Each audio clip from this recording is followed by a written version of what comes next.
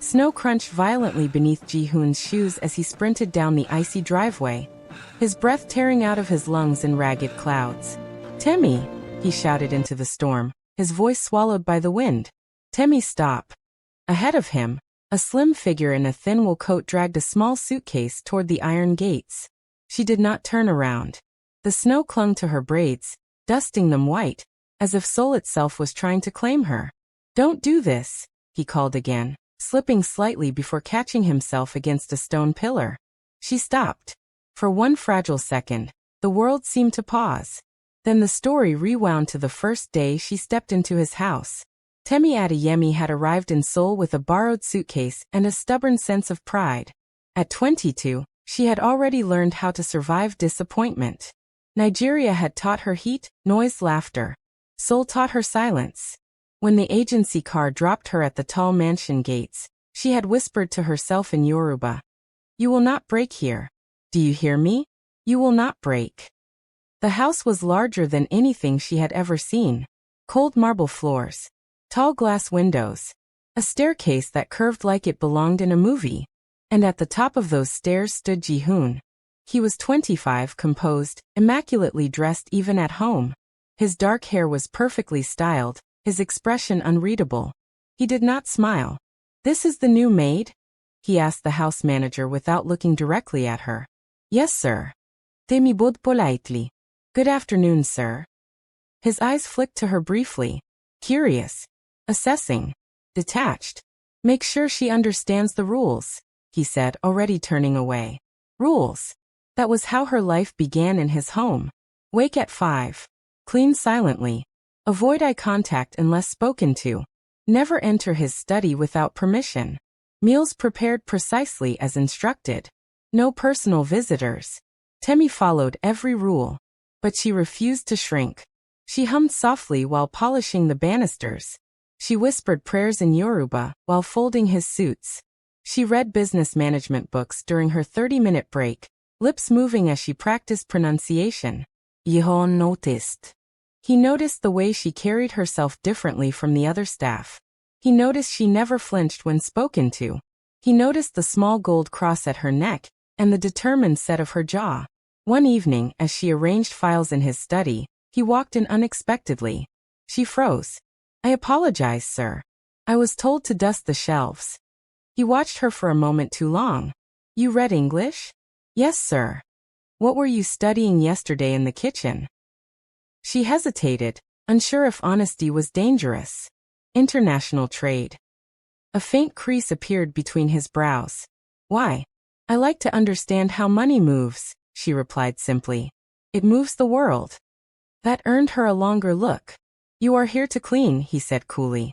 "Yes, sir," she answered, meeting his gaze just for half a second before lowering her eyes. But something shifted that night. Snow began falling heavily in December. The house felt colder despite the heating. Temi had never experienced winter like this. It bit into her bones. It crawled under her skin. One night, after receiving a call from home about her mother's medical bills, she sat on the small bed in her servant quarters and allowed herself to cry quietly. She did not know Ji-hoon had paused outside her door. He stood there, hearing the muffled sobs, something uncomfortable tightening in his chest. He had grown up in a house where tears were considered weakness. Emotions were inconveniences. He left without knocking. The next morning, she found a small envelope outside her door. Inside was extra cash. No note. She stared at it for a long time. Later that evening, she approached him carefully as he reviewed documents in the dining room. "Sir." He didn't look up. "What is it?" "There was money outside my room." Silence. "If it was you," she continued softly, "thank you. But I cannot accept it without reason." His pen stopped moving. "It is an advance on salary," he said, voice steady. She swallowed. "Then I will repay it with excellent work." That was the first time he almost smiled. Weeks passed. Their conversations grew longer. One afternoon, while she served tea during a small gathering, one of his wealthy acquaintances glanced at her dismissively. "You hire foreigners now?" the man asked casually. Interesting taste. Temi kept her face neutral. "Ji-hoon is yaftaitend." "She works here," he replied flatly. The man chuckled. Still. Must be exotic. Temi felt the word like a slap. She expected silence. Instead, Ji-hoon placed his teacup down deliberately. I suggest you focus on your own investments instead of my staff. The room grew awkwardly quiet. Temi's heart pounded. Later, in the kitchen, she confronted him quietly. Sir, you did not have to do that. I did, he said. It could damage your relationships. I do not value relationships built on disrespect. She searched his face. Kindness can ruin people like me. And cruelty ruins people like me, he replied before he could stop himself. The air shifted. If you're already feeling the tension building between them, pause right here and tell me in the comments, should he protect her openly? Or should she protect herself? And if you love emotional stories like this, make sure you subscribe now, because it only gets more intense from here. Because it did. Rumors began quietly. His fiancée, an arrangement decided by his father, visited unexpectedly one evening. She was elegant, polished, perfectly suited to the life planned for him. She noticed everything. The way his eyes followed Temi when she left the room. The subtle softness in his tone. After dinner, she cornered Temi in the hallway. You should remember your position, she said sweetly. Temi held her composure. I always do. Good, the woman replied. Because some lines should never be crossed. That night, Ji-hoon and his father argued for the first time in years. I will not tolerate foolish distractions, his father snapped. You are engaged. She is not a distraction, Ji-hoon said, surprising even himself. Then what is she? He had no answer he could safely give. The next morning, Temi overheard enough to understand. Over a maid? His father's voice echoed sharply from the study. Her stomach dropped. Over a maid. Not Temi. Not a woman. Not a person with dreams and dignity. Just a maid. That night, she began packing quietly. Back in the present, at the gate, snow swirling violently around them, Ji-hoon finally reached her. Temi, he breathed. She turned slowly, her eyes shining. Not weak, not begging, just burning. You were leaving, he said, his voice breaking slightly. Yes, she answered. Without telling me? She lifted her chin. What would I say, sir? That I forgot my place? His chest tightened. You were never beneath me. Then why? She asked softly. Did the world make me feel small? Snow fell harder between them, and neither of them knew yet whether fire could truly survive winter. Snow gathered on Temi's lashes, melting into the warmth of her skin before sliding down like tears she refused to let fall. You were never beneath me, Ji-hoon repeated, stepping closer, his voice rougher than she had ever heard it. She tightened her grip on her suitcase. Your father does not agree. Your fiancé does not agree. Your friends certainly do not agree. This is between us, he said. There is no us, sir. Her voice was steady, but her chest rose and fell too fast. There was an employer and his maid. I forgot that for a moment. That was my mistake. He hated the distance in her tone more than the snow slicing against his face. Temi, look at me. She did. And that was his undoing. Her eyes were not pleading. They were wounded. Not because she loved him. That part she would never admit. But because she had allowed herself to believe she mattered. You think I care about what they say? He demanded. I think, she replied carefully, that you care very much. You were raised to. He had no immediate defense. The wind howled through the iron gates. The world felt smaller, reduced to just the two of them and everything unsaid. Go back inside, he said finally, softer now. It's too cold. A faint, almost sad smile touched her lips. I have survived hotter things than winter. She turned again. He reached for her wrist. The contact burned through both of them. Don't walk away from me, he said, and for the first time since she had met him, he sounded afraid. She slowly pulled her hand free. I am not walking away from you. I am walking back to myself. Those words landed heavier than any accusation. But this moment at the gate had not come out of nowhere. It had been building layer by layer, like the snow covering the city. Weeks earlier, the shift between them had grown dangerous. It began with small things. He stopped calling her the maid, and started saying her name. Temi, he would say from the dining room. and something in the way he pronounced it, careful, deliberate, made her stomach flutter. She noticed he no longer avoided eye contact. He watched her openly now, studying her expressions as if she were a puzzle he wanted to solve. One late evening, she was reorganizing files in his study when he entered, jacket slung over his arm. "You're still awake," she said automatically. "This is my house," he replied. "And yet you look like a guest," she answered before thinking. He paused. She froze, realizing she had spoken too freely. But instead of reprimanding her, he set his jacket down slowly. "What do you mean?" "You come and go," she said carefully. "You sit at that desk like you are defending it from something." "From what?" he asked. "From feeling anything." Silence stretched between them. "You speak boldly for someone in your position," he said. "My position does not remove my eyes," she replied quietly. His chest tightened again. "Do you miss home?" he asked suddenly. The question caught her off guard. "Every day," she admitted. "What do you miss?" She hesitated, then allowed herself honesty. "Noise. Laughter. My mother shouting my name from the kitchen. Heat. Even the heat I used to complain about." "And here," he pressed. "Here," she said, glancing around the immaculate, silent room.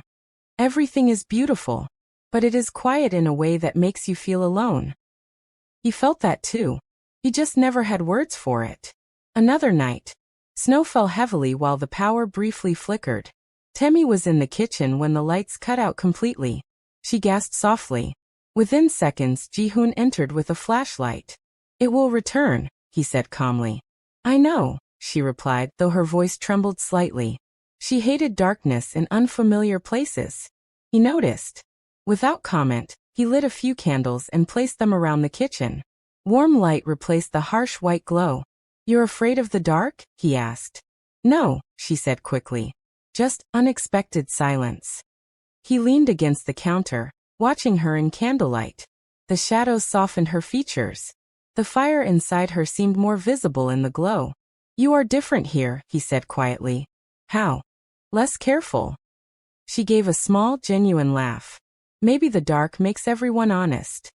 He stepped closer without realizing it. "And what would you be honest about?" he asked. She swallowed. "That sometimes I forget I am just staff." The words hung between them. He should have corrected her. Should have reinforced boundaries. Instead, he said, "You are more than that." Her heart skipped. "Don't," she whispered. "Don't what?"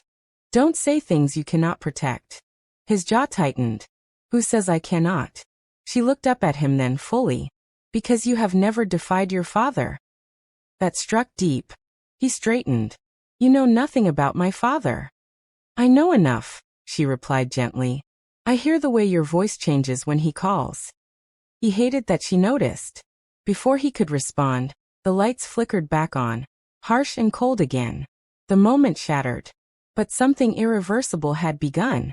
The true fracture came at his father's winter banquet. Temi was instructed to assist with serving wine. She wore a simple black dress provided by the house manager. Modest, professional, invisible. Or so she thought. Guests filled the grand hall. Laughter echoed. Crystal glasses clinked.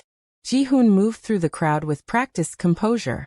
His fiancée stood at his side like a polished ornament. Temi kept her head lowered, doing her work. Until she heard it. "Is that the foreign girl?" A woman whispered, not quietly enough. "She's quite pretty for staff." Another voice responded, amused. "Dangerous combination." Temi focused on her tray. Then came the sharper blow. "It's inappropriate," someone murmured. "People talk." Ji-hoon heard it too. He saw the way Temi's shoulders stiffened. Their eyes met across the room. He hesitated. 1 second. 2. 3. That was all it took. He looked away. Not because he agreed, but because challenging them publicly would cause a scene. His father's gaze was already on him from across the hall, watching, measuring. Temi understood everything in that moment. Later, when the guests had left and the snow outside blanketed the driveway in silence, she found him alone in the study. "Sir." He did not turn immediately. "What is it?" "I will be resigning."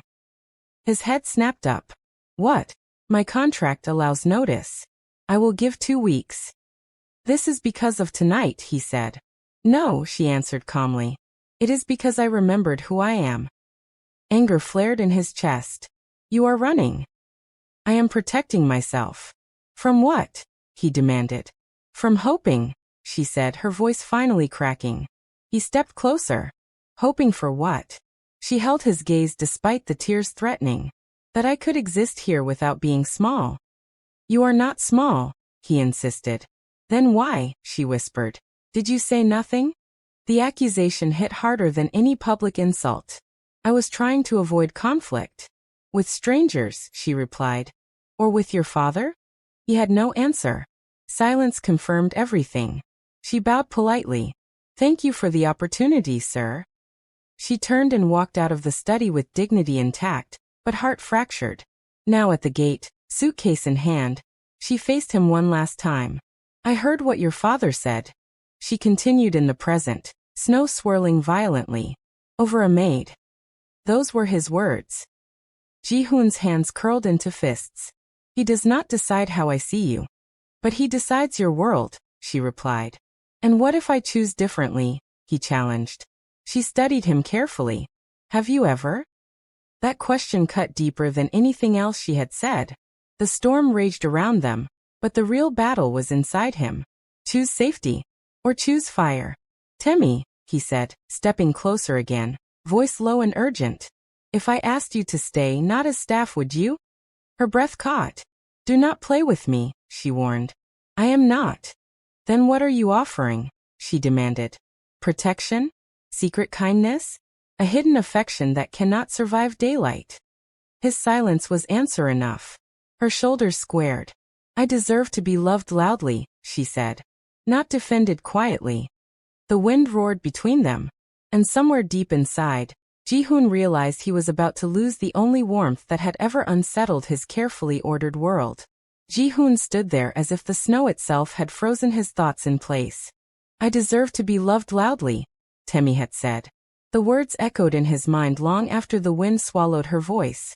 For a moment, pride almost won. He could let her go. Tell himself it was for the best. Convince himself that this was a temporary attachment. A distraction from the life mapped out for him since birth. But then she took another step toward the gate. And something inside him broke. Temi, he called again, his voice sharper, more desperate than before. If you walk away now, you are not protecting yourself. You are protecting me. She stopped. Slowly she turned back. What does that mean? She asked, her tone guarded. It means, he said, struggling to form words he had never practiced. You are giving me the easy way out. She frowned slightly. The easy way? Yes. He stepped closer, snow soaking into his coat, uncaring. If you leave, I can blame circumstances. I can say it wasn't meant to be. I can return to the life everyone expects from me. And if I stay, she asked quietly. Then I have to choose, he admitted. The honesty trembled between them. Temi's fingers tightened around the handle of her suitcase.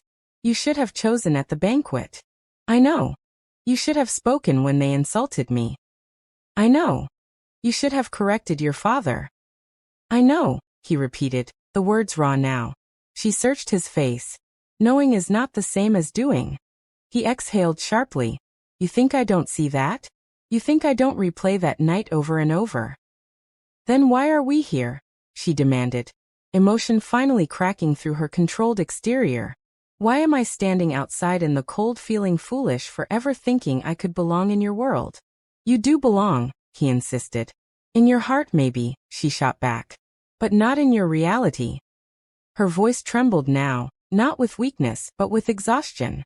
Temi, he said softer this time. When you first came here, I barely noticed you. I know. You were staff. Efficient. Quiet. Replaceable. He swallowed hard. And then you started speaking. Despite everything, a faint, incredulous huff left her lips. Speaking. Yes. Challenging me. Watching me as if I were the one being evaluated. His mouth twitched faintly at the memory. You were not afraid of me. I was terrified, she corrected. You hid it well. She shook her head. I was not afraid of you. I was afraid of losing myself. The truth of that settled heavily between them. He stepped closer again, close enough now that the space between them felt electric. You did not lose yourself, he said. I almost did, she replied. Every time I allowed myself to imagine that I was more than your employee. You are, he said firmly. Say it without whispering, she challenged. He hesitated. That hesitation hurt her more than any insult. She nodded slowly. Exactly. The wind howled again, rattling the metal gates. Inside the house, the lights were still on. Warm, golden, inviting. But the world beyond the gates felt clearer somehow. My mother used to tell me, Temi said quietly, that dignity is something no one can hand to you. You either protect it or you lose it. You think staying means losing it? He asked. I think staying without courage does. He ran a hand through his hair, frustration and fear colliding inside him. You are asking me to burn down everything I have ever known. I am asking you to stand up, she replied. Not burn anything. Just stand. You make it sound simple. It is simple, she said softly. It is just not easy. Silence stretched again, but this time it felt different. He was not frozen. He was thinking. Footsteps crunched behind them. Ji-hoon's father stood a few yards away, coat wrapped tightly around him, expression sharp. So it's true, the older man said coldly. You embarrass yourself at the gate now? Temi's spine straightened instinctively. Ji-hoon did not turn around immediately. I asked you a question, his father continued. Is this worth humiliating our family? Temi felt the familiar sting of the word hour. Ji-hoon finally faced his father. This is not humiliation, he said steadily. It is madness, his father snapped. She is an employee. She is a person, Ji-hoon replied. The older man scoffed. Do not be naive. You will end this now. Temi stepped back slightly. Sir, please. No, Ji-hoon interrupted gently, not taking his eyes off his father. Do not speak for me. His father's expression darkened. You will not throw away your future over sentiment. Ji-hoon felt Temi's presence beside him like a pulse. If my future requires me to treat someone as less than human, he said slowly, then it is not a future I want. The air shifted. Even Temi stared at him, stunned. You are being reckless, his father warned. For the first time, Ji-hoon replied. I am being honest. His father's gaze flicked toward Temi with open disdain. You think she can survive this world? The scrutiny? The whispers? Temi lifted her chin. I have survived worse than whispers. Ji-hoon glanced at her briefly, pride flashing in his eyes. His father exhaled sharply. If you choose this path, do not expect my support. Ji-hoon swallowed. All his life he had chased that support. Earned it. Protected it. Now he saw it clearly for what it was, a leash. He looked at Temi. She did not look triumphant. She looked wary. Do not choose me to prove something, she whispered. Choose me because you can stand beside me without shrinking. He felt the weight of that. His father turned, expecting his son to follow. Ji-hoon did not move. Instead, he reached for Temi's hand. This time, when his fingers closed around hers, he did not hesitate. He turned toward the house, not to retreat, but to face it. I will not marry someone I do not love, he said clearly, loud enough for his father to hear every word. And I will not pretend that she is invisible. The declaration rang through the cold air. Temi's breath caught. His father stopped walking. You will regret this, the older man said without turning. Maybe, Ji-hoon answered. But at least the regret will be mine. Silence settled heavily. The older man finally walked away. The gates no longer felt like barriers. They felt like a threshold. Temi looked at him, eyes wide. You understand what this means? Yes, he said. Your family may cut you off. I know. Your reputation. Let it change. Her voice softened. Why?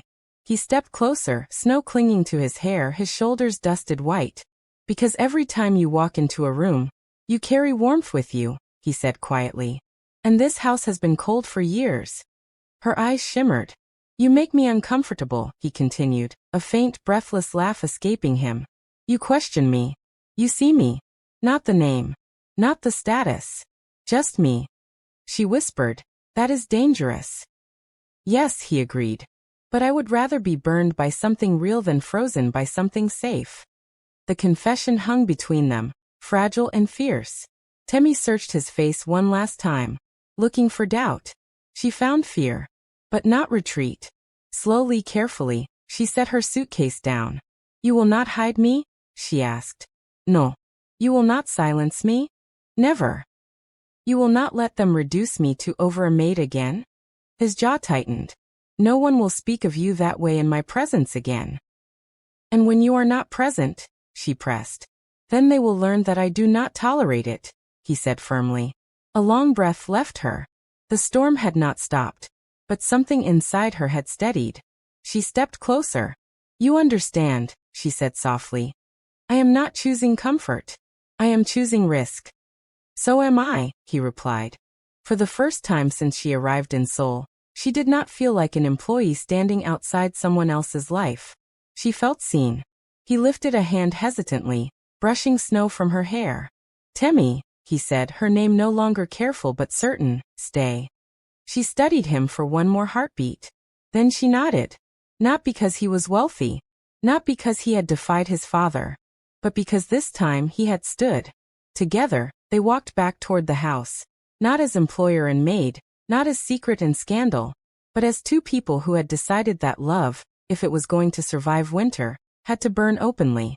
The gates closed behind them, not like a prison, but like the end of one chapter, and the beginning of another. Snow continued to fall over Seoul. But inside that once silent house, warmth had finally found a voice. And sometimes, that is all fire needs to survive.